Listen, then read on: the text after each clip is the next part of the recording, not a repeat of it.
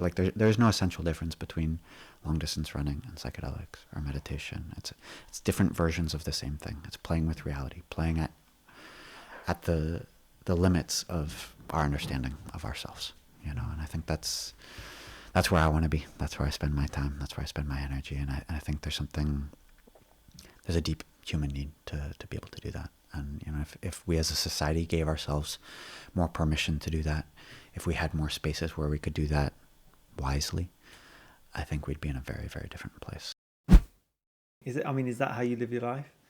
Pretty much one adventure to the next? I try to, yeah. Yeah? Yeah. I mean, there are days that definitely have more adventure than others, but I mean, I try to be outside as much as possible, and, you know, whether that's running or climbing or whatever it is, like, that's where I get my energy from, you know, is being out in nature as much as possible. And if I can do it with my son, then it's even better, you know. So. I think we should set the scene as well, like, where are we? Most people, when I do live podcasts, they'll see me in the van. Yeah.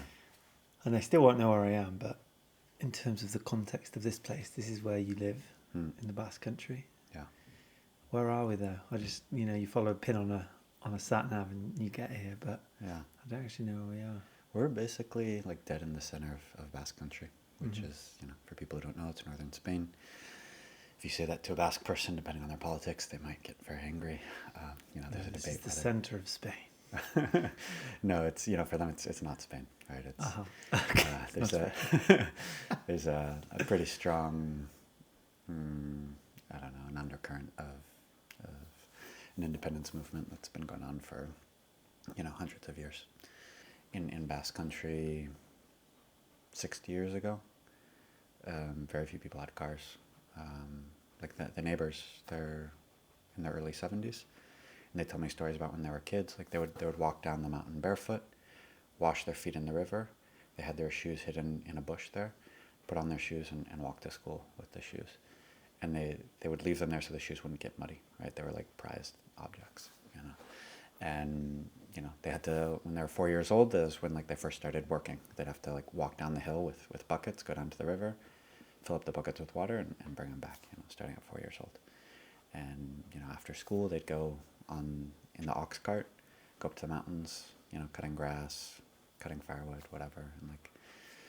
And now, I mean, one of them is, I mean, he's retired just recently, but he was an engineer, you know, in charge of setting up automotive plants in Mexico, India. Like, I mean, in his lifetime, he lived like the Industrial Revolution.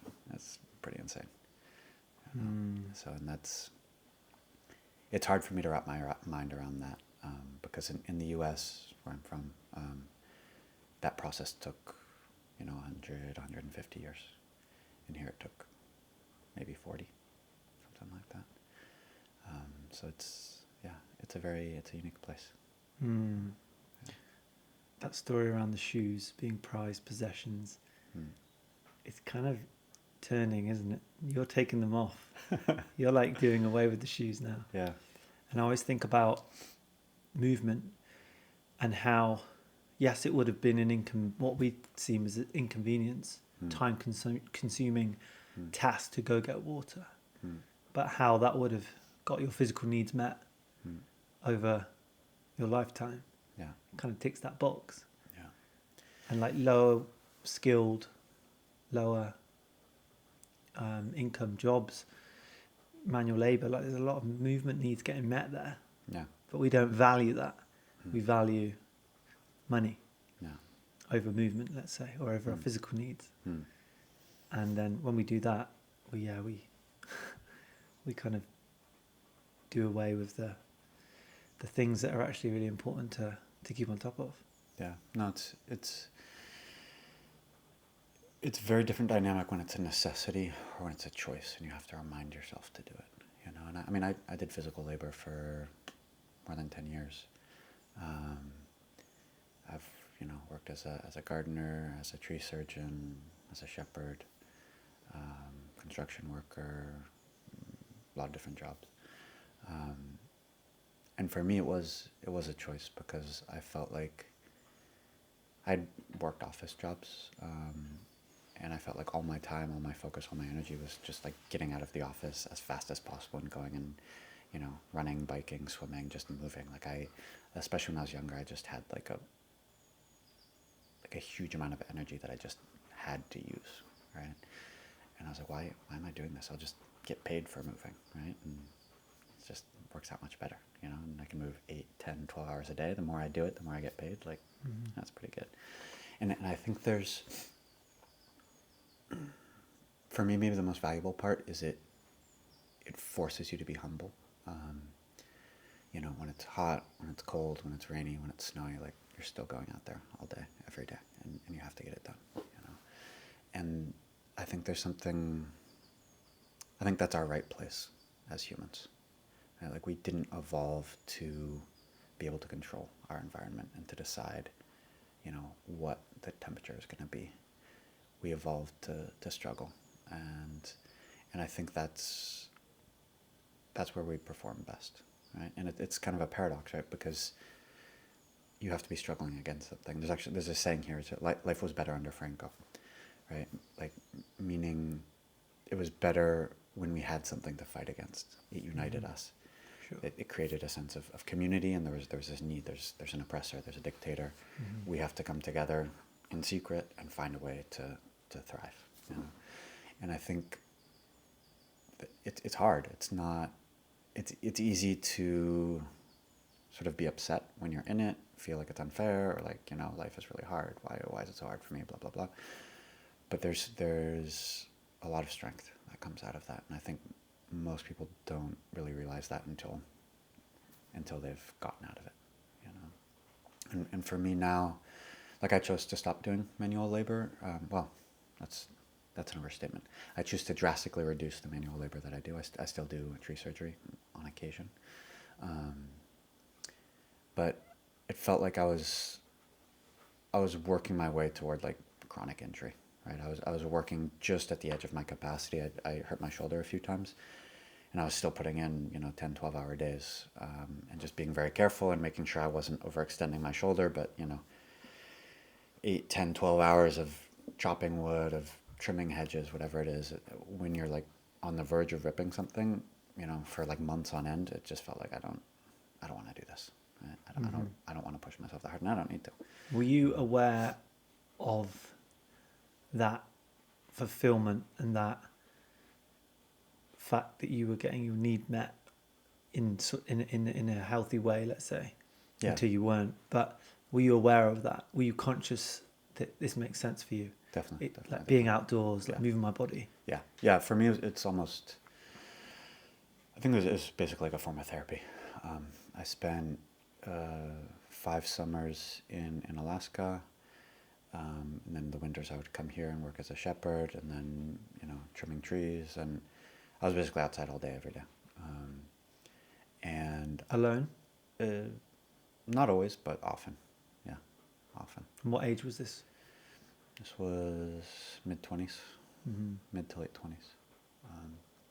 You know, and I went to, you know, a good university. I, you know, got my degrees. All the kids who I was in school with were like, I don't know, politics, banking, you know, that whole thing. And it just felt so empty and meaningless to me. And I didn't really know what was better. And I just had like a really strong drive, like just be in nature, just explore, be in nature, and somehow you'll figure it out. Who were you inspired by to do that? Was there any figures or books or anything that you were consuming at the time that led you down that path? Yeah, I mean, the answer that comes to mind was kind of like an anti-example. So when I was in school, I studied with David Foster Wallace, who's, do you know him? An American author. Lobster something. Yeah, so my friends just Lobster. downloaded this book, and I'm in a group with them. Okay. So that's interesting you say that.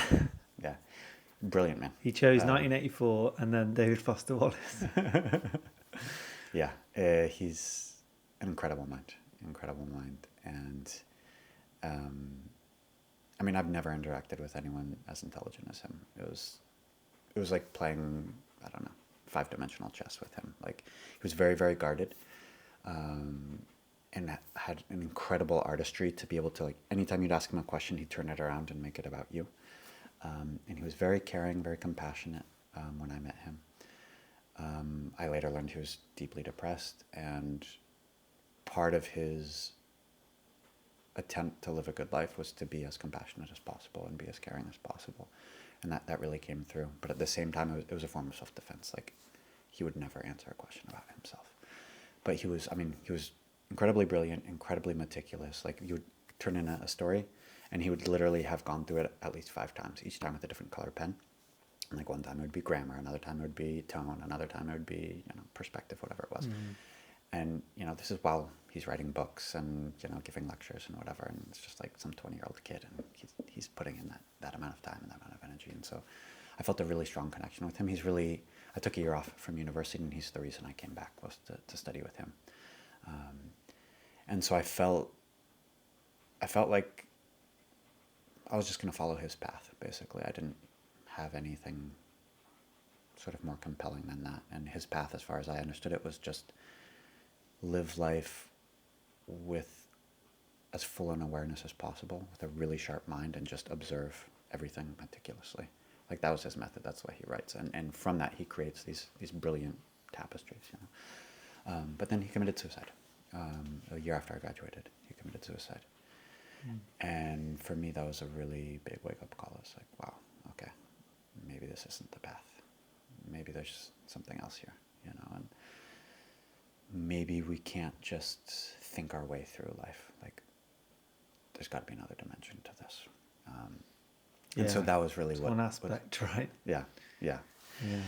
And that's what spurred me to really get out. And I started traveling. I was in Japan and France and Hawaii and a lot of different places, and just trying to see as much of life as I could, and learning from farmers, from hunter-gatherers, from, just getting as deep as I could into all kinds of different cultures, and really trying to figure out, like, what the hell's going on? Like, what is this thing we're calling life? How do I do it? Like, what's this all about? And that took me deeper and deeper into, some kind of connection with nature, and not, in my case, it was specifically not just like sitting around and observing, which, can be fine. But for me, it was interacting with nature, contributing to an ecosystem, which includes also killing animals and harvesting crops. And what I sort of challenged myself to do was, like, to gain the right to kill, contribute enough to the ecosystem where I feel like I have a right to kill, the same way an animal does, When I first went to Alaska, I'd been a vegan for, 2.5, almost 3 years. How did that sit with the locals? Oh, well, I went to Alaska in order to stop that, because I was living in Oregon at the time. I was in, doing a lot of volunteer work. I was working with homeless people, drug addicts, like, trying to make the world a better place. Part of a community where basically everyone was vegan, and we were, like, serving free meals to people in the park and blah, blah, blah.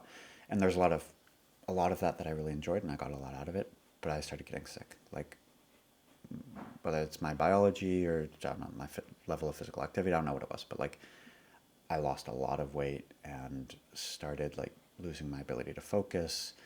My mood would just, like, it was basically like an effect of my blood sugar levels. Like, I could eat an apple and feel the apple going into my body, giving me energy, and I could feel that energy receding. And then when I got hungry, I'd have about maybe 20 minutes to eat something, and if I didn't, I'd have to just, like, sit down and wait it out. It was like, it was intense. It was intense. But in the environment I was living in, I couldn't really figure out a way to get out of that. I was very ideologically motivated. Most of the people around me were as well. I was, like, pretty close in with a Buddhist community, like, meditating, doing all that stuff, and it was all, do no harm, blah, blah, blah. And I was just like, fuck, I need to get out of here somehow, And so I had an opportunity to go to Alaska, and within a week, I had a job where part of the job was killing hundreds of salmon, and for scientific research, and then I started eating them, and it was amazing. I mean, I gained, must have been 15 pounds in a summer, maybe more, I don't know, just, like, rebounding back to my natural weight, and just had so much energy and felt so alive. It was just like, wow, this this feels right, you know. And what it was is I got there, and you know, it's summertime. There's 20 plus hours of light. Everything is alive, right? There's constant movement, growth, killing, mating. The plants, like, you can see them grow from day to day. It's like this incredible energy that's there all day, every day. And I was in a cabin, a remote cabin, you know, 2-hour flight from the nearest town. There was, you know, salmon, seal, bears, eagles, like everything just fighting and killing. And I was like, you know, am I better than this? I really think like somehow I've calculated some strategy that's better than this natural balance. Like, no, like I want to aspire to be able to participate in this, you know, not just come in and take and leave, but like contribute in some way. And it's, you know, and from there I started doing a lot of farming and looking at sort of regenerative practices, and I know that's a whole nother journey, right? Yeah. But that remains, on a psychological and emotional level, that's still sort of my orientation in life. It's rather than do no harm, it's like do enough good in the world to be able to stand your ground when you need to, and you know, take a stand. Yeah, it needs grappling with. I think any person who is taking their life seriously is going to have that conversation with themselves. Like, the first thing, it's food. To really, it could be the last thing for a lot of people. Sometimes is, but like, if you want to be more aware, because you don't want to suffer, then you start to like look at what you're consuming and what's around you, and it can be a way into other things. But I think for me, I don't think it's possible to even be plant-based or be vegan unless you are controlling so much and you're growing your food. Like, there's going to be some cost of some environment, or and I always grappled with that, because I was like, wow, like you have that local versus global conversation, and what makes more sense. And I think I listen to regenerative farmers who are like participating in the active regeneration of land, and the only people who are doing that are really the ones that are dealing with animals. So yeah, I mean, I don't know of any ecosystem that doesn't need animals in order to maintain its homeostasis. You know, it's plants and animals have evolved together.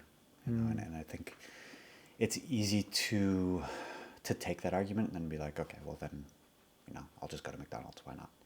Right? And I think it's the harder thing is to say, okay, maybe I'll eat animals. Maybe I'll eat animal products, but doing that in an ethical way, you know, where you know where it's coming from, where you're participating and where it's coming from. That's really hard, you know, because it doesn't fit in well with our model of life, you know, of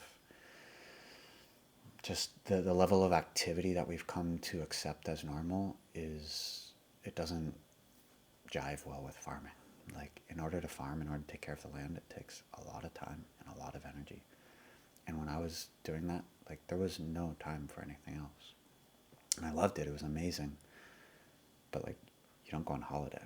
You know, you don't, like, go do a training somewhere on the weekend. Like, you work all day, every day. You know, I was doing 14, 16-hour days, 7 days a week. And I loved it. That's what I wanted. That's what I needed. It was filling, like, a deep need within me. But, you know, when you have kids, if you want to learn something new, like, it's not compatible with that. And that's, so it's a decision that can't be taken lightly, you know, and it's something I've sort of eased back from, and I'm focused now more on other projects, and, you know, doing therapy and raising my son, and, you know, a lot of other things. But it's definitely something that I'm in the process of reintegrating back into my life and finding a way where it can be sustainable for me as well.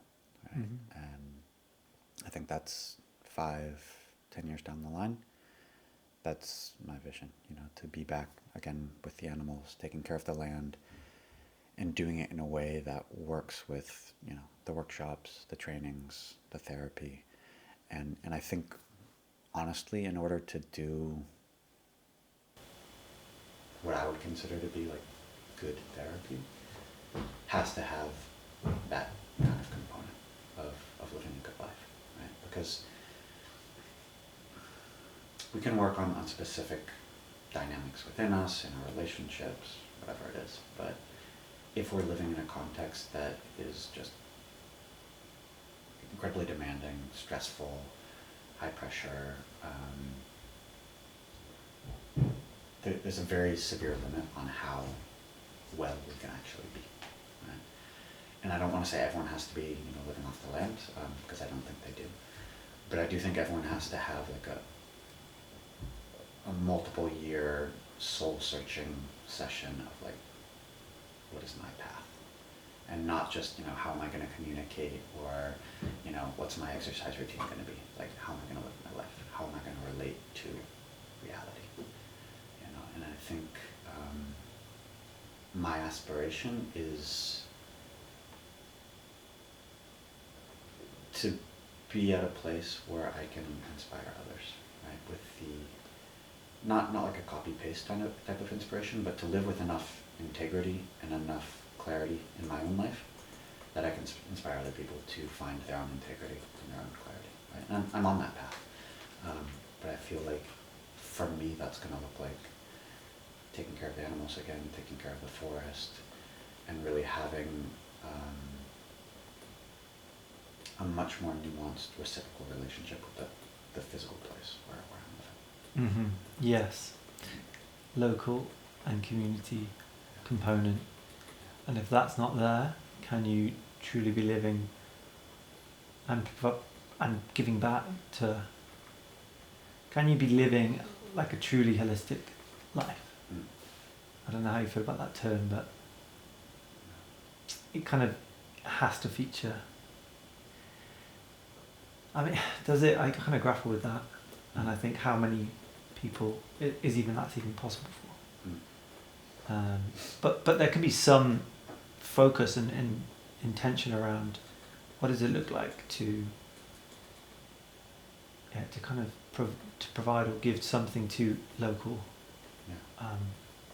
whatever it might be. Yeah, I think it can look really different for different people and at different times in your life. And it can be like, volunteering in your community, or just being friendly to your neighbors, or like trying to get to a place where like a high percentage of people who see you in your neighborhood smile when they see you. Mm. That's amazing. And I mean, for me, my sort of gold standard is what I see in the Kalahari, right? So I've been going to the Kalahari for a few years with the indigenous people there. We're still to some degree living in the same way they've been living for 200,000 plus years. It's definitely not it's not Eden, right? I don't want to overstate the case and get into some kind of Rousseauian idealistic, woo-woo, whatever. But there is a deep, deep, deep connection to the land, to family, to community. There's a sustainable balance there that's been going on for as long as humans have been humans, right? And I think while it's important not to idealize it, I think it's probably more important not to dismiss it as like a very, very solid example of what it means to be a human. So how would you describe that to someone who has no reference to like a tribe or a part of Africa that is living in some of a harmonious way with the land, with water?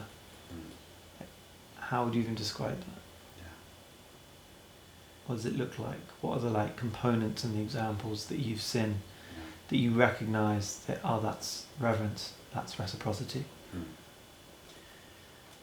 Yeah, I think for me the essence of it is, if you look at our ancestors, right, and the choices they've made and where our legacy sort of lies, I think basically when there's been a challenge, right, you're hungry or thirsty, there's no food, there's no water, it's too hot, it's too cold, whatever it is, our ancestors have consistently chosen to try and modify the environment to meet our needs, right? Build a bigger house, invent fire, whatever it is, right? And that's the trajectory that's gotten us to the level of technology that we have today. Right? And hunter-gatherer societies in the Kalahari, and I think anywhere in the world, have consistently made a different choice, right? Which is you adapt. Right? When it's cold, well, maybe you just get cold. You know, maybe you build a fire, but that's about it. If it's hot, well, sit in the shade, wait it out. You know? If you're hungry, well, maybe you go running after an antelope, or maybe you just take it easy for a while and wait a day or two, and then go hunting or go gathering. Right? It's much closer to the way animals live. Right? If there's no water here, go to where there's water. If there's no food here, go where there's food. And the more interesting question is like, how do I relate to these dynamics personally? Right? How do these energies sort of live within me? And talking about the history, geography, other cultures, whatever, it's like I see it more as like a metaphor. In 10 years there'll be another theory. They're gonna find some new artifacts and come up with some other theory. Who knows, right? But to me, the question is like, what is my attitude toward life? When I'm faced with discomfort, what do? How do I manage that? And a huge part of my practice personally and working with other people is exploring my natural ability to adapt to circumstances, and not just in order to sort of suffer through it, but to really get to a place where adversity makes me stronger and I enjoy it. Right? It's not in like a masochistic sense of like, stab me and it's like there's a limit to it. It's not senseless suffering, but it is like life inevitably has a lot of adversity, right? In anything you do, and if we live our lives hoping that it's just going to disappear, like that's not going to happen, right? And so it's like getting to a place where through whether that's heat, cold, breath, movement, fasting, meditation, like there's gym. There's a lot of ways to get there, right? But it's always, for me, it's always bringing it back to like, where does it matter most for you, right? If it's like the gym, for example, it's possible to go to the gym all day, every day, get really good at suffering through that, get really big muscles, and then be completely incompetent in, emotional intimacy, for example, right? And I think there's probably a lot of examples of that. So it's not a foregone conclusion that being good at, being resilient in one area is going to make you resilient in all other areas. It can be that way, but you have to do the work to make that happen, right? And so for me, there's always an interplay between what am I doing with my body, what am I doing with my emotions, with my mind, and trying to make that as coherent as possible, right? And I think as a society, we've divided sort of training from healing in an unfortunate way. And I think there is no inherent difference, really. There can be a difference depending on how you train and how you heal, but I think that's misguided, right? And a big part of my project is like, in order for me to feel like I'm living to my fullest potential, like I'm living a good life, like I want to be strong, I want to be mobile, I want to be fast, I want to be able to jump and run and climb. Like I love doing that stuff, and I think that's a fundamental part of who I am. But I also want to be competent in my emotional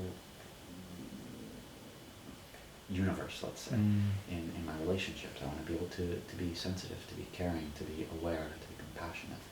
And I think I don't know exactly why, but we seem to have like decided these are two completely different universes and they have nothing to do with each other. It's like, well, we decompartmentalize pretty much everything, right? Right. That's a big symptom of living in the Western world. We definitely section off everything, and you go into a life study of one thing, and it's like, great, you've mastered one thing, but you've left everything else. I think this is a fascinating point. It's easier to act your way into a new way of thinking than think your way into a new way of acting. So I always think the body, the physicality, does come first. Like you are living in the world.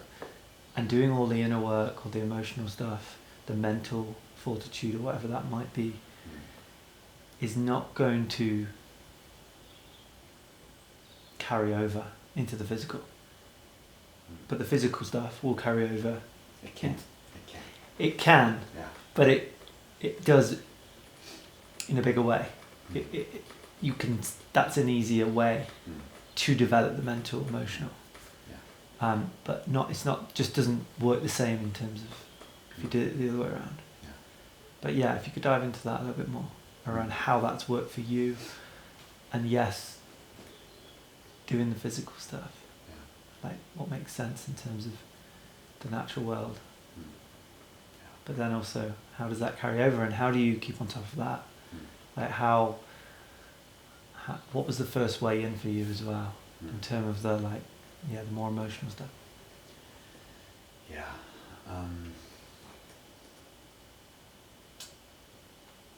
We'll start with the sort of the biggest, most obvious for me, and there's a million ways I could address this, right? I think it's like all day, every day. This is what I live, right? But my main physical practice at this point is long distance running, ultra running in the mountains, in the desert, in the Kalahari, doing persistent hunting in the Kalahari. Right? And that to me is the pinnacle of physical endeavours for me personally. Right? So persistent hunting is running after an animal until it gets tired, and then killing it. You can just put your hand over its mouth. It's given up. It's basically said, okay, I'm done. Right, and this is probably the way that our species first started hunting, before there was even weapons. Rafe, right? Kelley talked about this on the podcast, Oh, really? and he kind of went against the idea that this is what makes us human, and this is what... Because he can't run. He wants to say, no, we're climbers, we're jumpers. Yeah. But he was very adamant that after all of his research and deep dives, that he thought that it was not the thing that set us apart from every other animal. I disagree. I mean, we don't know. There's a lot of anthropological research that suggests this is the case. But if you go back, 10 million years, then we weren't running, we weren't climbing. We were, what were we? We were, I don't know, proto-apes or something. So yeah, I mean, there is a level at which it's a little bit arbitrary to say, okay, this is the moment when we became human, this was the advantage. There was a long time when humans were living basically in the water and fishing and whatever. But there seems to be very good evidence. Like there was a time when the climate changed, the jungles started drying up, turning into savannas. We didn't have the strength or the ability to compete with the other apes that were much better climbers and jumpers than we were. We basically got pushed onto the ground and pushed out into the savanna, and we had to find a way to survive. And we started walking upright. We developed Achilles tendons, gluteus maximus, the ability to sweat, the ability to breathe not in rhythm with our cadence of running, but separately, to breathe more slowly, to keep our heart rate down. There's this whole series of physiological adaptations that have been studied pretty extensively. We started eating mushrooms. Yeah. We'll get onto that. The stemmed ape theory and all of that. And regardless of where it started, I don't think we're ever going to be able to say definitively. But there was definitely a long period in human history where our advantage as a species was being able to outrun animals and to be able to sweat and cool ourselves down, keep a steady pace. And it's not just running, right? You need to be able to read the tracks, right? There's cognitive ability. Storytelling, communication. Yeah. That was huge. Yeah. And so it's much more complex than just running. But running is a huge component of it. And I think for me there's something it feels right. In a very deep way. This is what I'm supposed to be doing, right? And not just me, not like my story, my autobiography in my head, in my bones. I feel like this is what my body wants, and it's hard. It's very hard. There's the communal aspect. You're never going to do it alone, right? It's going to be in a group, 5, 6, 8 people. You're collaborating together. You're communicating. You're supporting one another. And when you get the food, it's not just for you. It's for your families, for the whole community, right? The whole community is helping you to go out there. You're going out. If you get an animal, it comes back to the community, right? So it's very, very different from running a race, from getting first place, right? It has absolutely nothing to do with ego, right? If you are fast enough and capable enough to kill an animal, your prize is that you get to feed your family, right? But there is nothing else. There is no ego attached to that. So there's that aspect. There's the ability to understand your natural environment, understand the tracks, the markings, like in a very detailed way, in real time while you're running, right? It's incredible to watch these guys and the amount of information they're able to pick up from basically nothing while they're running 6, 8, 10 hours in full sun, no food, no water. So then there's the physical aspect of doing just that. Like, there's no trails. It's sandy. There's thorns. There's rocks. You're running, jumping. There's no food, no water, no aid stations. It's very, very demanding physically. And then to me, the heart of the matter really is that almost always there's a time when you enter into sort of an altered state of consciousness, whether it's through the running, through the heat, exhaustion, whatever it is. You know, and the way they describe it is like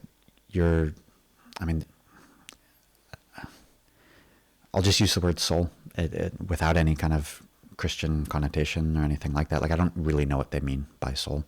But something in you goes out and enters into the animal. Like, a part of you is inside the animal. Do they have a word for that? They do. I don't speak Juhuansi. But they're aware that that's happening. Yeah. So I speak through translators. Like, the official language in Namibia and Botswana is English. There's always someone who can speak a bit of English, and like they use the word soul in English. But I just want to make it clear that, like, that's probably a loose translation. There's something within you that goes outside of your body. Yeah. And goes into the animal, right? And there's like a magnetic force like drawing you toward this animal. So even when there's no tracks, even when there's no sort of cognitive way you could know where the animal is, you can find it, right? And the thing about this is, in our sort of modern day context, this seems very sort of esoteric and strange and whatever, but it's like, this is fundamental to their ability to hunt. Like, if this weren't a fundamental part of being human, we wouldn't be here today. Like, our species wouldn't exist, right? And to me, when we talk about like what is the connection between physical practice and living a good life, like, that's where it is, right?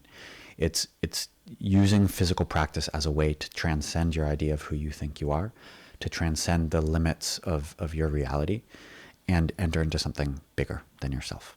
Whether that's an intimate relationship, whether that's a relationship with nature, with community, with your kids. You know, if you want to subscribe to some kind of religious belief, you can call it God.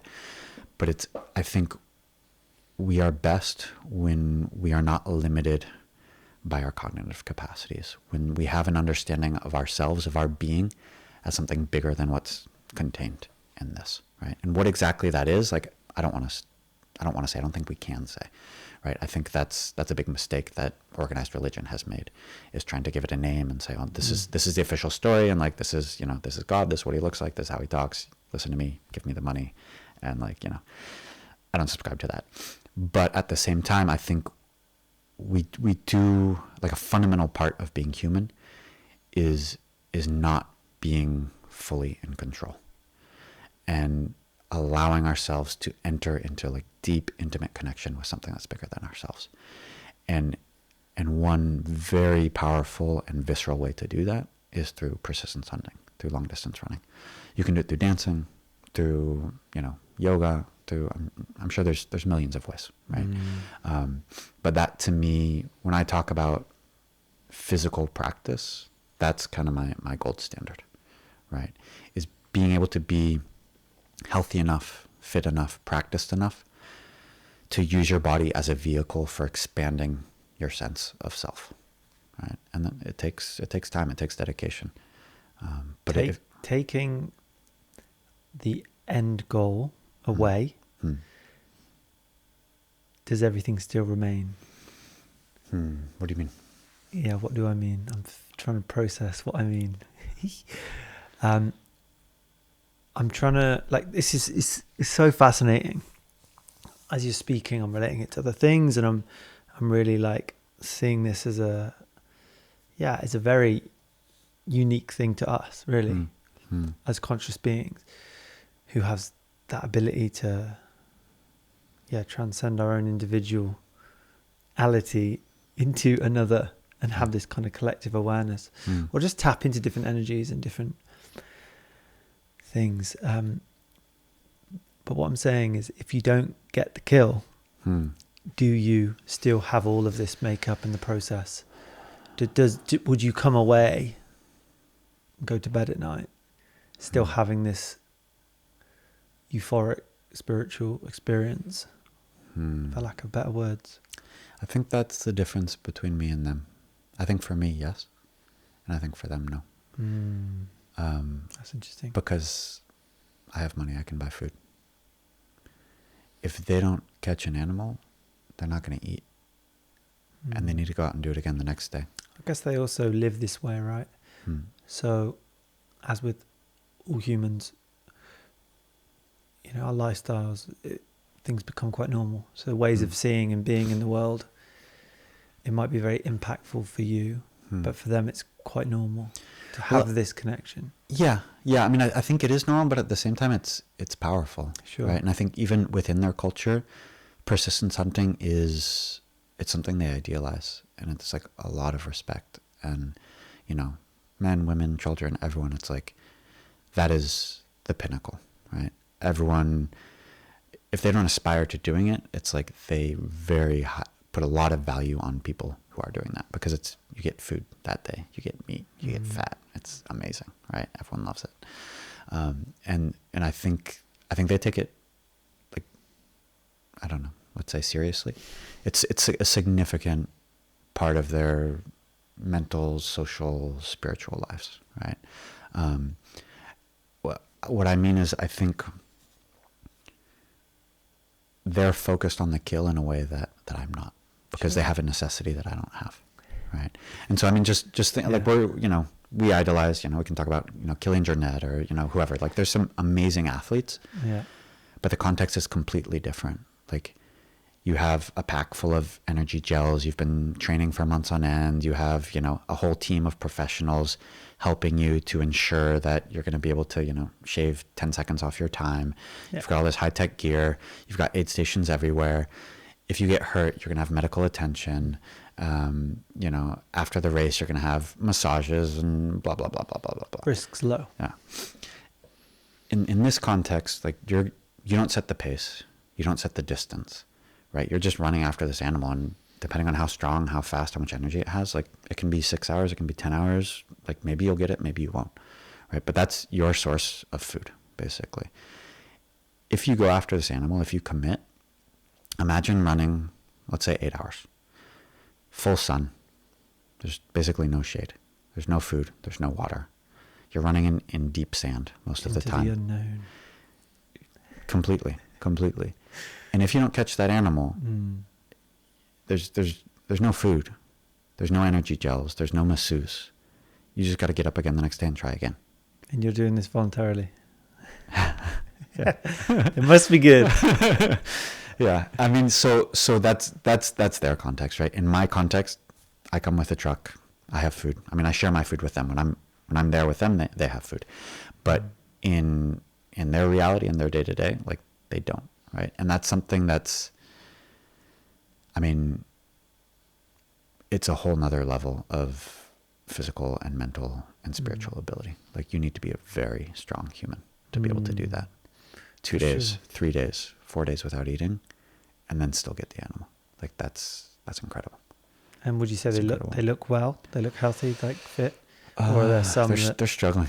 They're struggling. Is that because of the amount of food out there, or just the collective tribe that might be losing hope? There's a lot of factors. Sure. I think for these guys, the biggest factor is that the animal populations are smaller than they were. The migration patterns have been cut, and it's just like the natural balance has been significantly disturbed, right? So it's also because there has been, there's NGOs that come in and give medical support, and they can kind of get some money sometimes, and they can eat some food sometimes. Populations get bigger. The villages are no longer itinerant. Like they used to just move from place to place and they'd move along with the animals, and now they can't do that. So there's a bigger village, they're staying in one place, which means sometimes there's food, sometimes there's not, and there's not a lot you can do about that. Like you can't walk 30 kilometers and then start your run. Like there's just not enough time in the day to do that, right? So it's a very different dynamic than it was 100, 200 years ago. And so, yeah, they're struggling to get enough nutrition to survive, you know, and you look at them and you're like, it's hard for me to see how a body that looks like that can perform at that level. Like it's just, I don't know where they get their energy from. I mean, you're with them for 5 days, you see what they eat and you see what they do, and you're just like, somehow this isn't adding up. Like they're using, I don't know, 5-10 times less calories than I am, and they're faster than I am. You know, like it's incredible. You know, and I think part of it is they're adapted to their environment. They have different genetics. They have a different microbiome. You know, they process their food differently. There's a lot of different factors, but I mean, they're incredible human beings, incredible. You know, and for me, it's a constant source of inspiration, and not just on a physical level. I mean, the way they live their lives, the way they interact with one another, the level of egalitarianism, the way they're incredibly humble, they're kind, they're playful, they're soft-spoken, they're incredibly observant. They just seem like good humans. Yeah. You know? So this is beautiful because people can come experience this for themselves. So, yeah, let's hope. Come, people. Yeah, I don't know where the cameras are. Come. This is Yeah. It's powerful. We're not just telling a story here. It's like the reason you're so passionate about this. It's not just you've experienced it. You're also doing something to help and to contribute. I'm trying to. Yeah.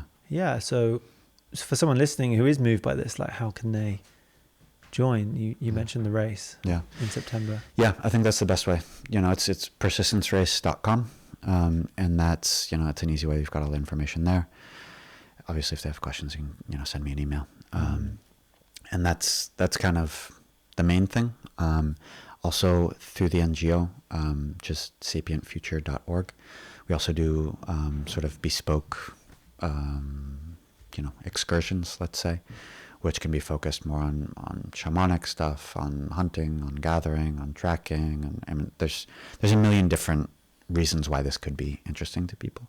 And so through that NGO, we do small groups of people, 3, 4, maximum 5 people, you know, 7 days, 10 days, 2 weeks, whatever it is, and really like full on immersion. And, you know, I love doing both of those things. I mean, it's an amazing experience, can, you know, life-changing for a lot of people, you know. It takes time, right? It's not a luxury, you know, retreat in the Bahamas. It's full on, you know. But yeah, you'd have to train for it for sure. Yeah, and I mean, for the running, yes. For just going there and being there and experience, you don't need to train as much as you just need to be. You need to be able to suffer a bit with grace, you know, and just moving away from that sort of indignation of like, oh, why is there sand in my shoes? To just like, oh, okay, there's some sand in my shoes. That's okay. You know, and I mean, so for all the people who have come with me, it's not been a problem. You know, and people from Alaska coming from, you know, -20 to +40, it's okay. You can adapt. You can do it, right? For sure. It's the most significant factor by far is sort of what is your inner orientation? What are your motivations? If you're committed, you want to do it, like, you can make it happen. I don't know. Yeah, that is a big pull, because there's a part of us that knows that, yeah, we have it very good, but we sometimes need to be reminded of how good we do have things. And that's why the challenge events industry, which I actually used to be, used to be my job. Yeah. Not a lot of people know, listen to the podcast, but I used to work for a company called Action Challenge, and they would do 40 Kilimanjaro trips a year. Wow. And that was their big kind of overseas adventure. But I led a cycle ride from Vietnam to Cambodia. And this was like 2018. And people do that to be reminded of those things and to see things in such a different way. And that's the biggest win, the biggest success, when you go to places that so many variables and so many things go quote unquote wrong. But it's like, how does that forge a new relationship with yourself, really? Yeah, and I think the trap that some people fall into is thinking that somehow, having that experience feed your ego. Say like, oh, I did this experience, I did this, I achieved this, I'm a great person. And that's the way our economy runs, that's the way our society runs. It's understandable. But I think that the real lesson to take away from these kinds of experiences is exactly the opposite, right? It's about like, wow, like I am so small and like the world is so big. Reality is like, life is so amazing. And it's, to me, when you push yourself to those kinds of extremes, the takeaway, I don't like to use this word very much, but in this case, I think it's merited. I think the takeaway should be that our rightful place in the world is not on top, right?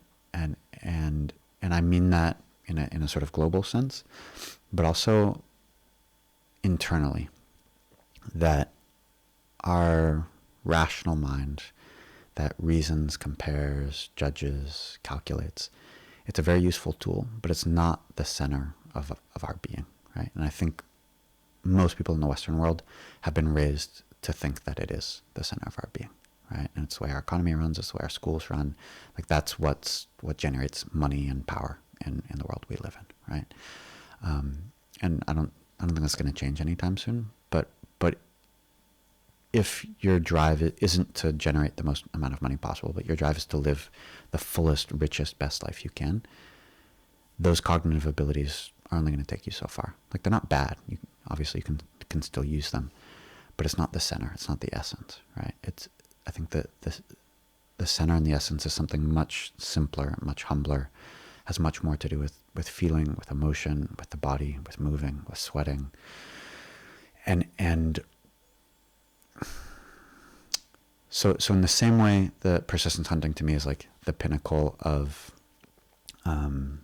physical endeavors. To me, the pinnacle of emotional, psychological endeavors is love, right? And it's, whether that's in an intimate relationship with a partner, whether it's with your kids, whether it's, I don't know, with your grandparents, whoever it is. But by love, I mean allowing yourself to be so vulnerable and so open that another being or other beings become a part of you, right? And it's not just about me and what do I need and what do I want and how can I maximize, blah, blah, blah. It's doing the work to create a situation in which it is safe and nutritive to give yourself to this other human being and they're giving themselves to you, right?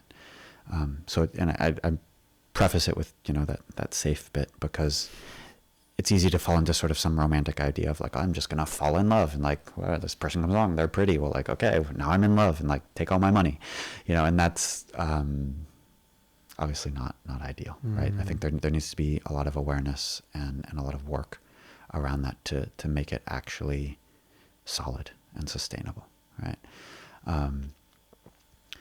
But again, it's just an example of like, if you're at the center of that always, it's not going to work, right? And if it's just calculating and reasoning, it's not going to work, I think I used this example the other day. I think there was two people from different parts of the world, one in America, one in, say, China, and they were given the same amount of money, go do something that makes you happy. America, you go out, you go shopping, you go buy yourself something nice. Yeah. And in the opposite side, they do the complete opposite, which is give it away. Yeah. Go do something nice for someone. It's going to be the most amount of fulfillment and happiness you're going to get. Yeah. I probably do both. But it says something about how we think what's going to get us the thing. And it's neither either or. But there is a big difference when you start to notice that you're not going to be okay until your neighbour's going to be okay. Yeah. Just seeing everyone else, and also the land that you're on as an extension of you. And you talk about love. Love's such a funny word. Connection, community, like those aspects that really make up what you just described so beautifully, because it is about sharing things. And I've gone off on adventures, and I was driving through the mountains to get here, and I was just thinking, God, I used to think it was all out there. I used to think it was all like to be sought after, and I could finally get some place outside of me, like it would be on that mountaintop, and I was seeking so badly to like get something, but it never happened. Nothing ever really filled what I was looking for until I started connecting in a real, like, very simple but vulnerable, open, but I started giving and contributing to other people's lives, and how much that gave me. And it's such a huge transformation in a couple of years, really, when I started to become a safe space, to become belonging, to become all the things that I wanted to gain. Start becoming like a solid place of belonging. I think that's, if I understood you correctly, I think that's a very, very key point, right? Rather than sort of seeking love in other people, seeking connection in other people, seeking belonging in other people, it's like doing the work to be a generator of that within yourself. And it's as complete opposite experience to get into a relationship in order to find love or to feel love, or to be in a relationship to share the love that you already feel. It's like if you've got enough of that energy in you, it's just bubbling outside of you, and you have enough to share with the world. That's a very, very different experience than going out and trying to find it and seek it here, seek it there, you know. And it's not easy to do, right? But I think that's where it's at, you know. Is finding ways to cultivate it internally and allowing it to grow and to flourish enough that then you can share it with the rest of the world. You know?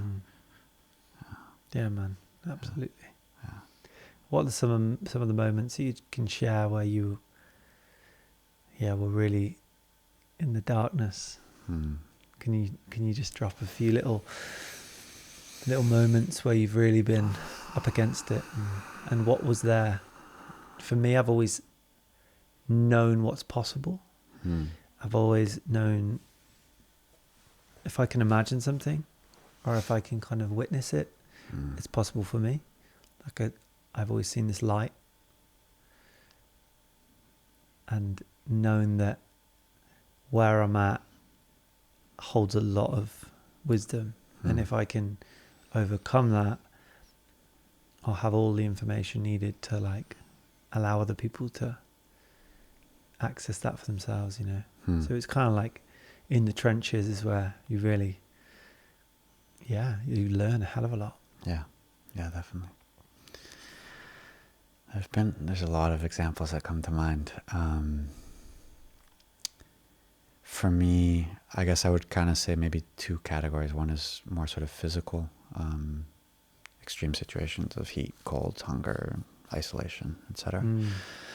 But I think for me, the most challenging ones have been more emotional, interpersonal. In relationship? Yeah. So just a little bit of backstory. I grew up with a mother who was undiagnosed, but basically bipolar.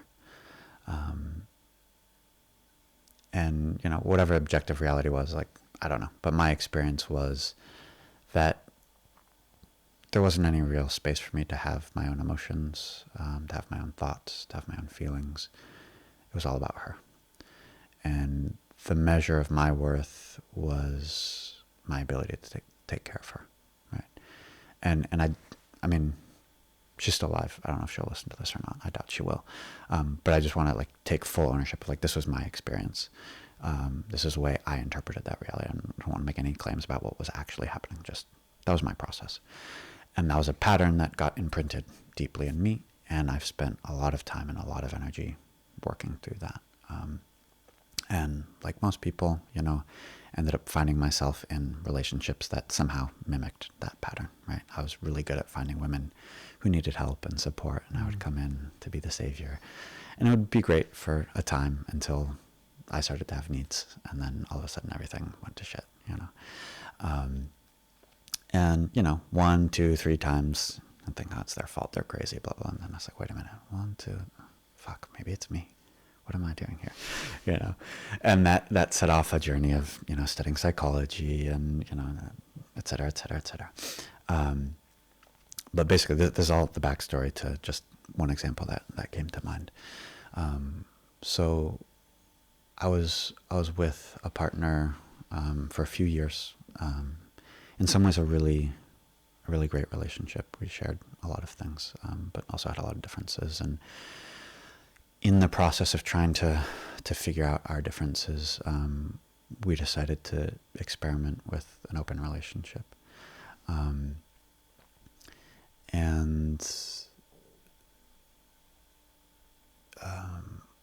I thought I had sort of done the work. I thought I knew more or less what I was going to feel. I thought I was going to be okay. And I had no idea at all. Like it was really hard for me to experience that, to accept it, to process it. In what way was it hard? I mean, it was just like knives in my stomach, basically. I mean, I can try and name like psychological processes and emotions and whatever, but the sensation was knives in the stomach. And yeah, there's a sense of betrayal, a sense of... How did it manifest? The pain?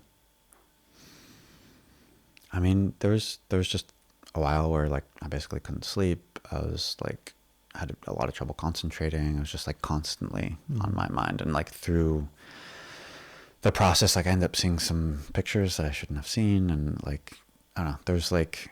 Shouldn't have seen? I would rather have not seen them. I have a pretty active imagination anyway, and having fuel to that fire just was not nice.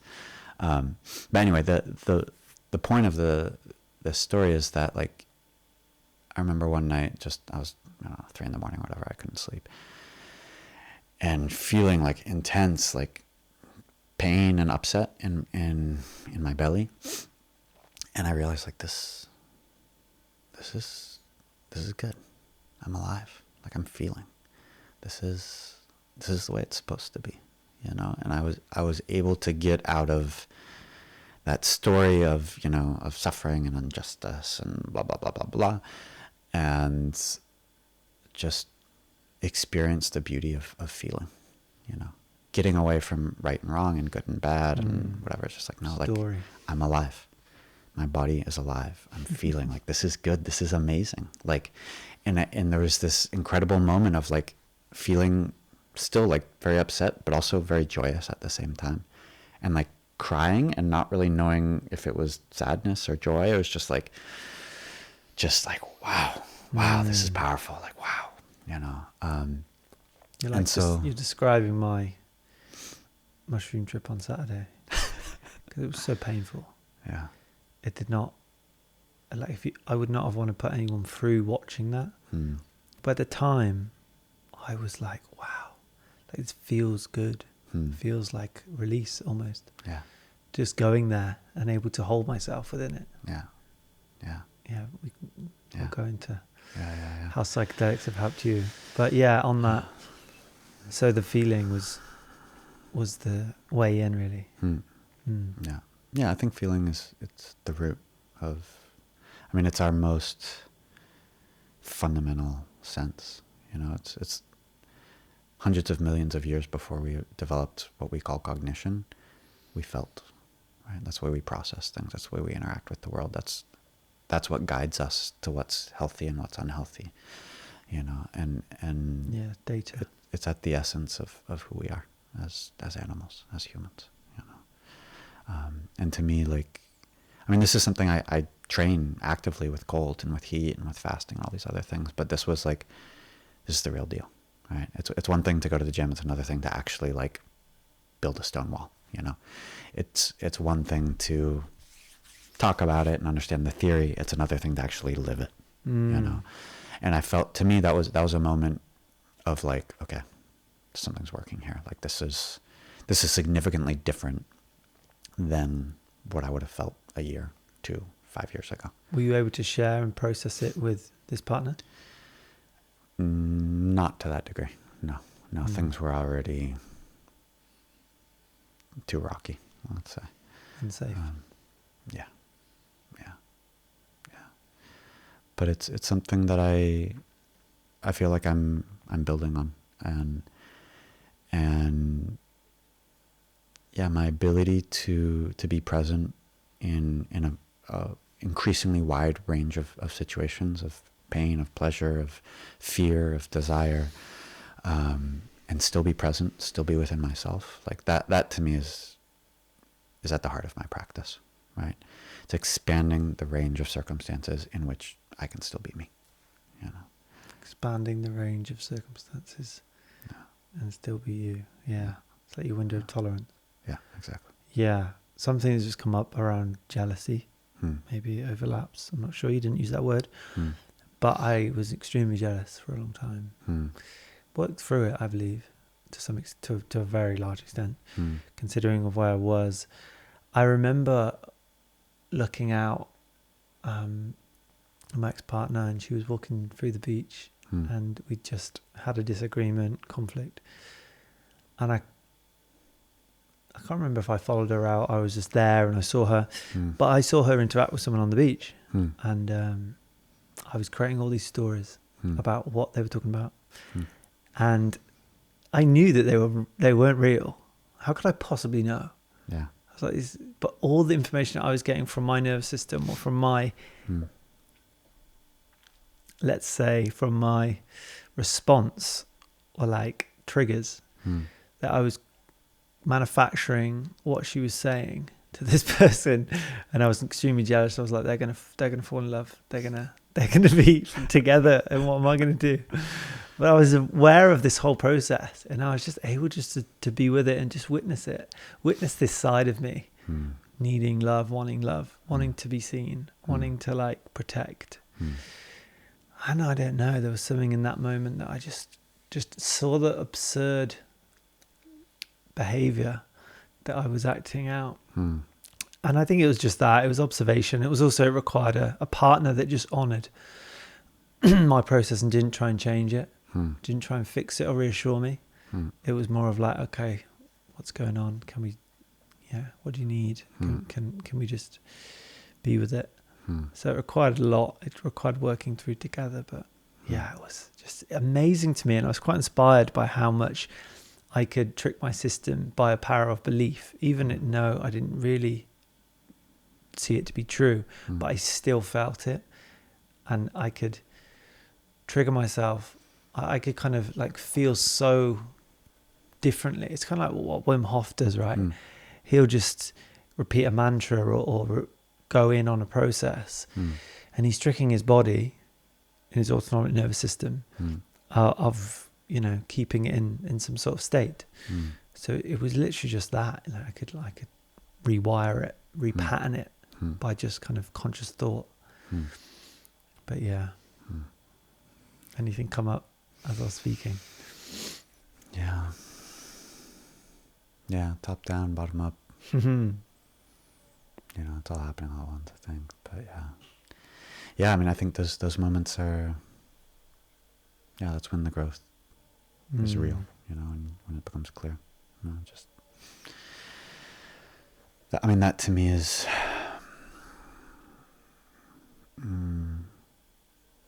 As I say, it's the pinnacle of human being, right? I think life inherently strives to unite with life. Like that's, as far as I can tell, that's what's going on, right? And whether that's through love or through work or sports or gardening or whatever it is, like there's a deep need that transcends our psychology for life to unite with other life, right? And I think our society, the way it's organized, is really deeply confused about that. And we've convinced ourselves that, no, it's about me, it's about my needs and my wants and, you know, the way I look and the way I feel and blah, blah, blah. And it's like, that's deeply misguided, right? And it requires a lot of humility to say, maybe the pinnacle of my existence isn't me. It's the way I'm engaging with the world and these other people. And there's a huge part of that I can't control. And that's scary and that's crazy. And it flies in the face of everything I've been told for my entire life. But as far as I can tell, that's the truth. You know. So I'm working with my partner now, working with couples. And we focus a lot on this kind of stuff, you know. And I mean, the basic setup is it's about connection and freedom, right? And connection with the self, freedom within the self. And when there's a sufficiently stable base there, then we can actually connect with other people and actually respect their freedom, you know. It's a work in progress. I think it will be for the rest of my life, probably. And, you know, I mean, for people who want scientific studies, like there's significant research, like undeniable proof that the best marker for the quality of your life when you're 80 years old is the quality of your relationships, right? Whether or not you smoke, whether or not you do exercise, whatever your diet is, that's far less significant than the quality of your intimate relationships, right? And that's undeniable fact. It doesn't sell well, right? And it's, you know, it's not a fad. You know, we can't talk about, like, I don't know, antioxidants and blueberries or whatever. I can't sell you a new diet scheme, but, like, that's the truth, right? That's appealing, reality. is it? No, because it's hard work and it requires humility and it flies in the face of that consumerist, like, me mentality. It's not about that. And there's, like, as humans, we need connection and You've put a house on a hill and you've lived here and it's isolated. Yeah, you're off grid. Yeah, I mean, we don't need indiscriminate connection with everyone at all times. But that's also recognizing the quality of your relationships. It's not to say you need to met everyone. Yeah, it's to say that notice the people that are not. Yeah. The metric is that you feel that it's enough. Yeah. Right. So for some people, that's going to be, I need 1,000 friends. 1,000 friends. For some people, it's going to be 2 or 1. You know, the relevant factor is, do I feel like this is enough? Do I feel like there are people in my life who I can trust, who I can depend on, who understand me? If the answer is yes, the quality of your life drastically increases. If the answer is no, no matter what your income, your status of your, you know, physical fitness, VO2 max, whatever, like, it doesn't matter, right? The most important factor by far is your answer to that question. You know? Yeah, that shows up for me the most when I call people if I'm going through a process. I mentioned the start of Ibiza. I was going through this interesting kind of old story that played out around needing to be accepted, needing to be in the cool group, like, and Ibiza is full of that story, right? Yeah.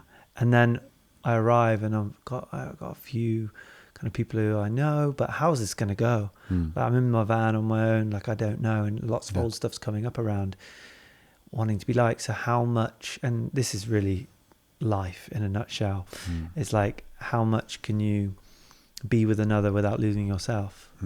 Be with another without losing yourself. And how much am I sacrificing for connection? And, like, when does that come in? Yeah. And I was sitting with all and this. when you're sacrificing for connection, that's not actually connection. It's true. It's a simulacrum. Because you're only of revealing connection. parts of you, right? Yeah. Without the whole experience, and you're holding back. Yeah. But I bring this up because I could call a friend and I could verbally process this and just let it land and let it hit and maybe get some advice or just, like, be with that rather than, like, just have it kind of eat me up. Yeah, it was just having people that in any moment that you trust, that you respect, that aren't going to try and change what's coming up for you. That is huge, and that's not that common. Yeah, for sure. For sure. Yeah, I think it requires, in order to be able to, you know, hold that space, let's say, for someone else, we need to be able to hold it for ourselves.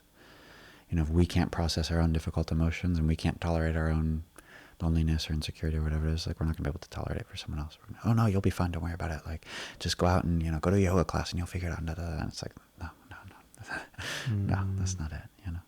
But I think that's, when you talk about community, like that's my understanding of community, is people who are capable of engaging in that, with that level of presence and, you know, compassion, awareness. But like, essentially to me, it comes down to the ability to, again, to remain present within yourself, even when there are difficult things going on, right? And just observing and be like, yeah, this hurts, this is painful, but I'll be okay. You know? Yeah, that's the measurement of a successful relationship that I have with a friend, or how do they respond under stress? What's their go-to? And I'm aware of that, and I'm just aware, I think, as a byproduct, not like having a criteria for my friends, although that's definitely something I've been feeling into, and like really being transparent with that, you know, like what does that look like? If you're just open with like, all right, we're going to start a friendship, we're chatting, like what's the criteria, like what do you need? But what I'm saying is that I've lost train of thought. What was I saying? Just your criteria for friendship in terms of being able to be present. And yes, so I'm noticing people around me that they're just ready for anything, and everything is an opportunity. And I speak about this quite a lot, but it's like really seeing that and noticing when people are, you know, going through hard times, but they're knowing it's needed. They're knowing that it's happening for some sort of reason, however they define it. Yeah. But that is exciting to be around those people. Yeah. Yeah. But also daunting. Like, do you want to, like, it's hard to admit when that's not the main character in your life, you know, the people that you're surrounded by. I know it's hard to admit that those aren't the people around you. And it might be okay, but how much does that affect you? What would life be like if you did have the people around you that were just like ready to stand for something, you know, and actually just face life and just see everything as an opportunity? How have psychedelics played a part in your life? Let's go there. When did they first feature? Probably 16, something like that. I started without any real understanding. I was never like worried, or it was just like, oh, mushrooms, cool, let's do it. And that was it. That was my entire process. A lot more recreational, right, when we're growing up, mushrooms. The attitude was very playful. The experience from the beginning was profound.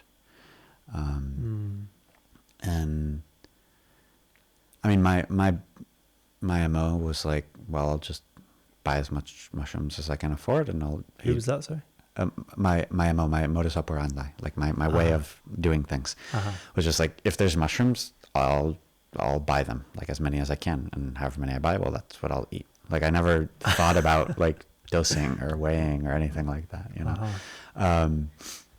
And yeah, sometimes I had more money than others, and I had some very high doses. And it was not advised, but it's you cannot overdose. Yeah. I mean, I think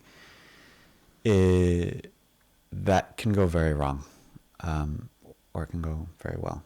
And I think it's very hard to know beforehand.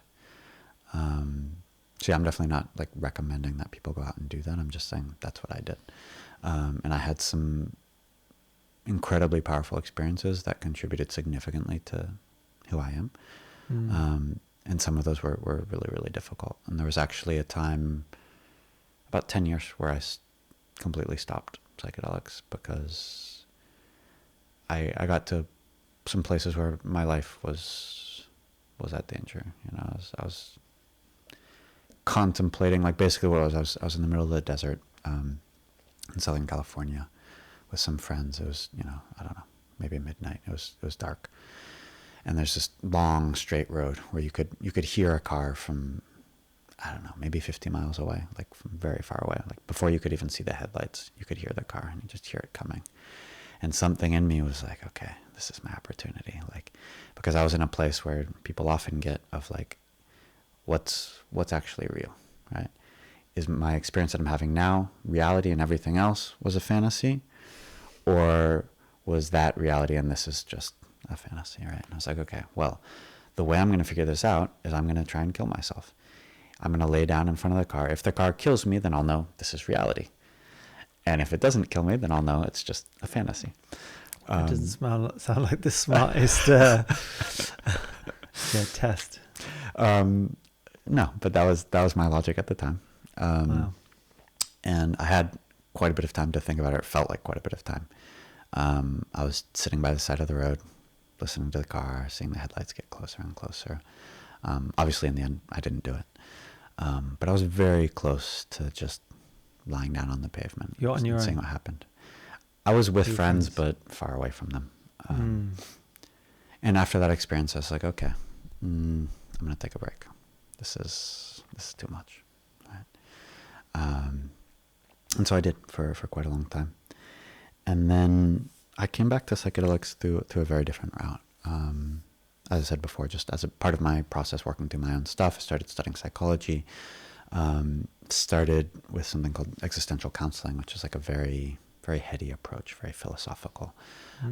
Has its strong points, but what I saw was my teachers, my colleagues, the people who I was around were really intelligent, really articulate. They had all kinds of theories to explain everything. But when I looked at the way they were relating with one another, the way they seemed to be living their lives, there's like a big disconnect there. It's like in every academic capacity, right? Yeah. Actually. Yeah. But basically I was like, okay, this is interesting, but I don't aspire to live like this, right? And so I started digging deeper, and I studied Gestalt therapy, which is much more sort of embodied and playful and fluid, and again, that was good, but I felt like there's a lot lacking, right? And started getting into breath work. I got certified in the Wim Hof method, got really deep into cold exposure.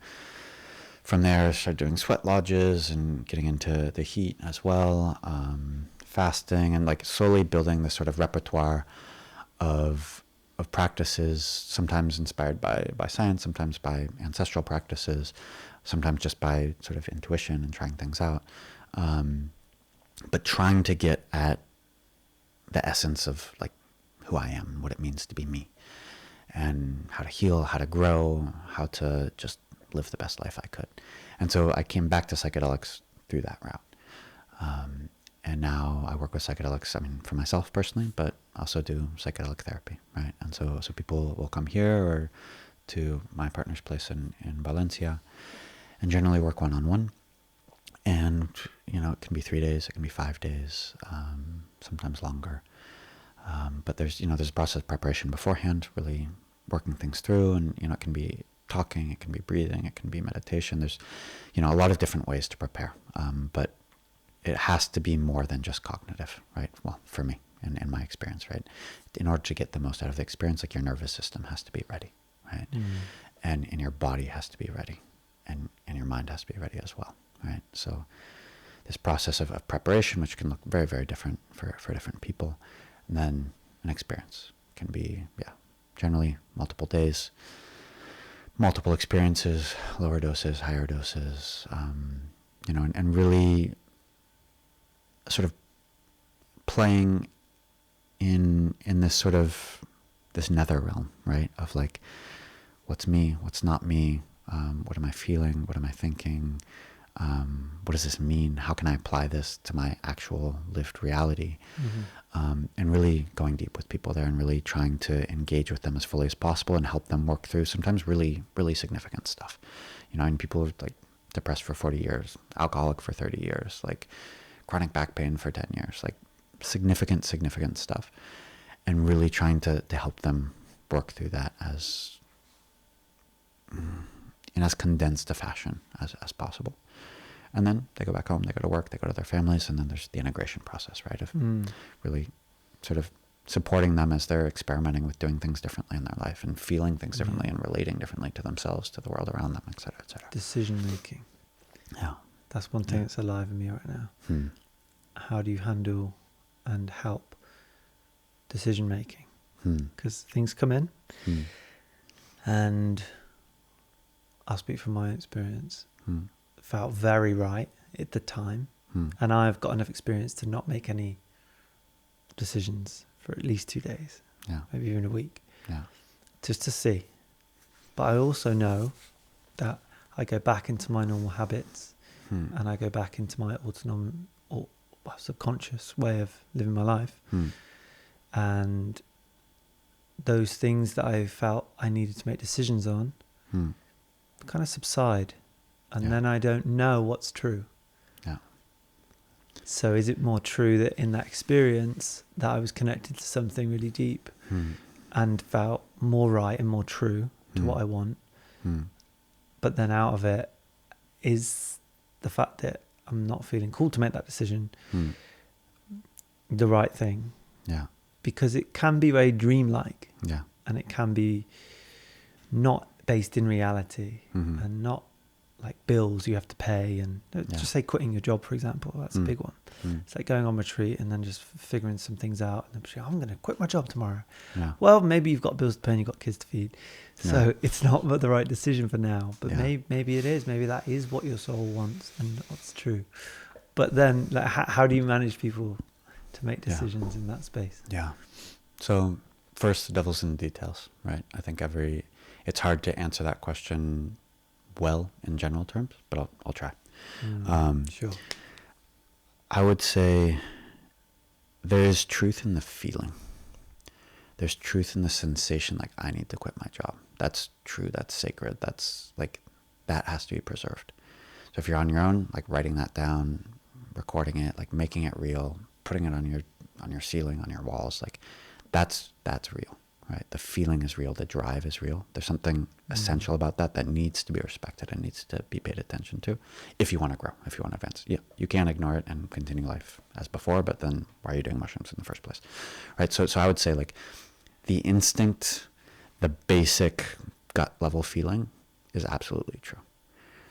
The practical strategy for carrying that out isn't necessarily true. So like underneath the desire to quit a job is a desire, let's say, to feel more free, to feel more aligned with my values, to feel like I'm not a slave, like to feel like I'm living my best life. Like that's the part that's true and that's sacred. The specific strategy of quitting my job, maybe it makes sense, maybe it doesn't, right? So I say like it's absolutely prohibited, at least like during 2 weeks, you cannot make any significant life decisions. Right? Like you can't break up with your partner, you can't move the country, you can't change your job. Like you I was so excited to make the decision as well. It was like as soon as I got my phone out, I'm like messaging, you know what I mean? But again, back to the community, having people you can trust to communicate with and be like, this is what I'm processing and thinking. I need some kind of real reality groundedness from you in this moment. And so to me it's finding that balance between like taking some distance from the specific strategy and allowing yourself to sort of think that through and really like do, you know, like a very just, I don't know, basic rational analysis of like pros and cons and how could this turn out and blah blah blah, while at the same time maintaining like the sanctity of the root impulse and committing to doing that work. So a lot of the integration is that, like helping people to stay focused on like what's actually important to you here and keeping that alive while we're experimenting with different strategies, you know, and like maybe you can try this, maybe you can try that. And obviously starting small before you go big. It's not like, well, first let's start with quitting your job and then we'll see what happens. Like, no, it's like, okay, let's start small and see if there are other ways in which you can experiment with creating more freedom in your life, feeling more actualized, whatever, you know, as you're sort of processing that and trying to figure out whether this is really a good idea or not. Can you have a conversation with your boss, etc.? Yeah. Sure. I mean, I feel like that's just we've just had a conversation about how to make decisions just in general in a healthy way. Yeah. But there's always this kind of flavor to psychedelics that, to me, I don't know whether to believe that is something that I need to honor, you know, because it's like having a dream. Yeah. To some extent. Yeah. You're tapping into something that, feels very dreamlike. Yeah. Feels very deep. It could be a deep subconscious, but I have dreams that make no sense.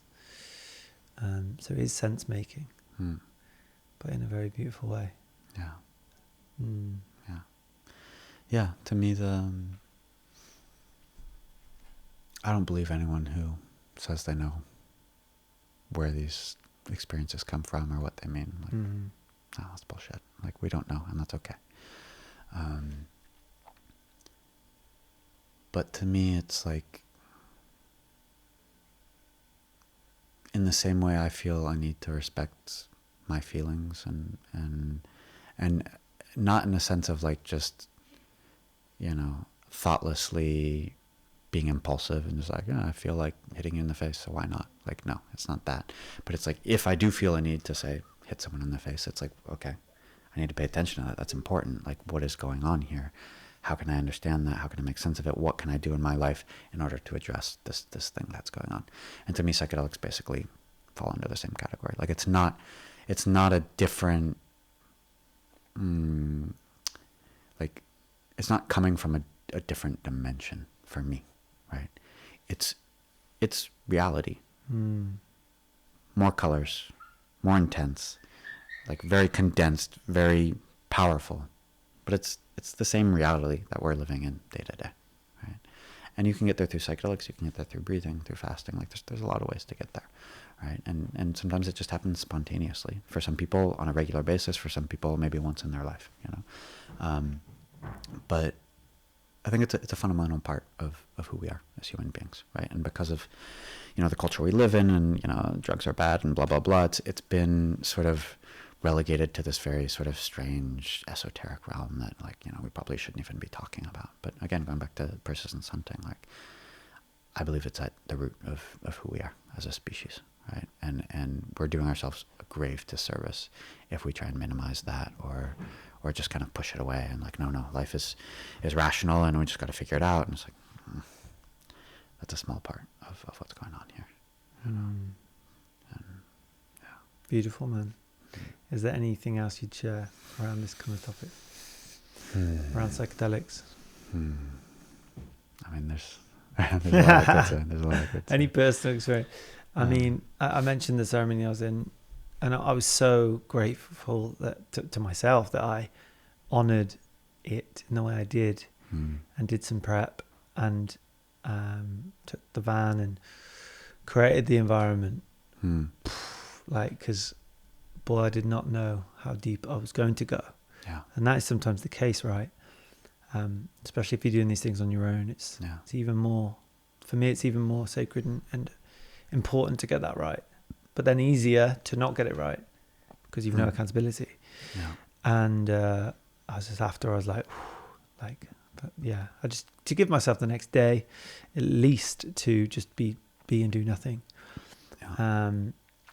There was a moment in the ceremony. I've never had that kind of physical sweating and felt like I was hunting persistently in this process, but I've never had that kind of physical, and I've not done ayahuasca or I did peyote in Ibiza, I spoke to you about, but that's definitely nowhere near the same level of kind of like activation and energy that is all consuming. And I was just moving my body in ways that I don't think I would have done around other people. And it felt like I put on the John Hopkins playlist, which I've put it on sober. Yeah. And it was very different. It was hard. It was very hard. It took me places that were challenging. And music has a big influence, right? I mean, I'm not sure if you work and bring that in. Definitely. Yeah, because it really formats the whole situation. And just briefly, I was going deep into that playlist for a good hour, and blindfold on, And yeah, I was just kind of being with it, even though it was excruciating at times and there's long pauses. And yeah, it was just really being with the darkness, where the things it was showing me and things that were coming my way that I didn't really need to make sense of. It was just like, it just felt painful. My body was kind of locking up and just like, really like, how much can I be with this? But it felt really good at the same time. And I just started moving in different ways. And it felt like I was healing. And I've never had this experience around like timelines and ancestral wounds. But it felt like, and it was like body shame, grief, sadness. And it felt like I was dealing with lifetimes worth of that unacknowledged pain around this body, and how that has traveled down my lineage and come into me, and how I've not honored my body. And there was many other things that came in, which was so powerful. And one was around wounds and brother and brotherhood kind of wound. And I was going really deep with it, very sad, crying. But also, when I go there on mushrooms, I go to places that I'm not able to go. And that makes me even sadder, you know? Because as a man, it's very hard to go there with sadness, go there with like emotion. I've spoken about this before, but it's like being with that. And then once I'm there, I'm like, God, I just can't access this in any other way. But it feels so good at the same time because of that. But yeah, it's powerful, really, really powerful. Yeah, it's good stuff, man. Anything else you want to share before we wrap up?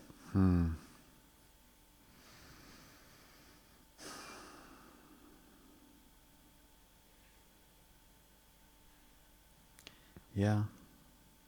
You've spoken to some powerful pieces around your body, around your physicality, and how that overlaps. I think there's been some amazing things you've enveloped. I think maybe I'll see if I can sort of bring things together in a way, you know. So, I mean,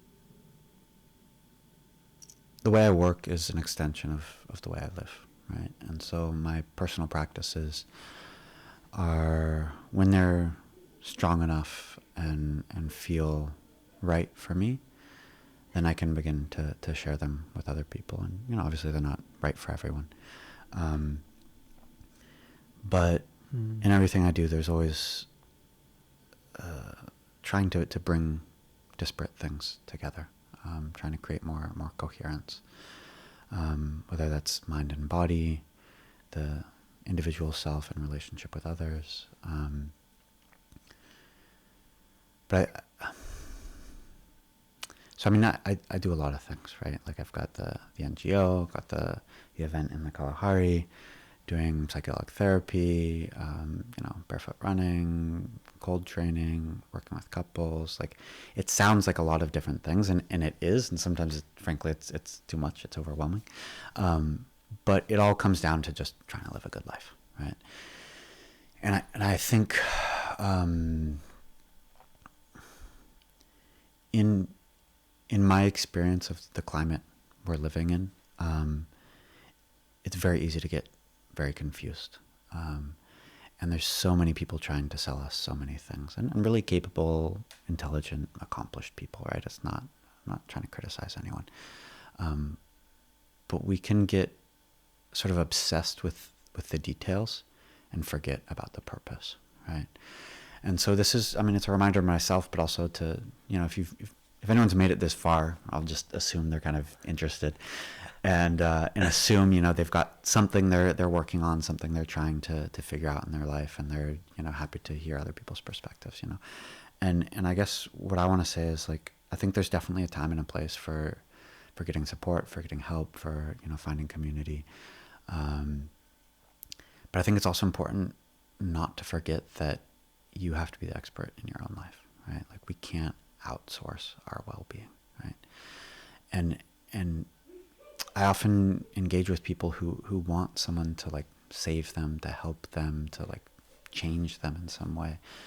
And it's like, that's not going to happen. You know, you have to be on your path. You have to be like fully committed, and you're capable of doing it. Every human being is innately capable of healing themselves, right? Some people have it really hard, you know, from your childhood, your upbringing, the social circumstances you're in, whatever. Like I'm not saying it's easy, but it is simple. It's simple, and that's important. It's simple in the sense like we are animals. We've evolved to be happy, healthy, whole, connected. And the situation we live in often makes that complicated. But I think it's an error to complicate it more, you know, and adding on new theories and new practices and blah, blah. Like there's a time for that. There's a place for that. But essentially, to me, it's about coming back to ourselves and to being. It's about being, right? Getting rid of the bullshit. And so I guess I would just say, as kind of like a farewell message, I would just encourage people to, like, if you're in a place where you're unsure, you're searching, you're looking for answers, like, start within yourself. Start by simplifying as much as possible. And then from there, if you want to engage in practices and experiment with, you know, retreats and therapies and whatever, that's great. But as much as possible from a place of not trying to escape yourself, not trying to find an answer out there, but trying to engage as deeply as possible with the answers that you already have inside. Beautiful, man.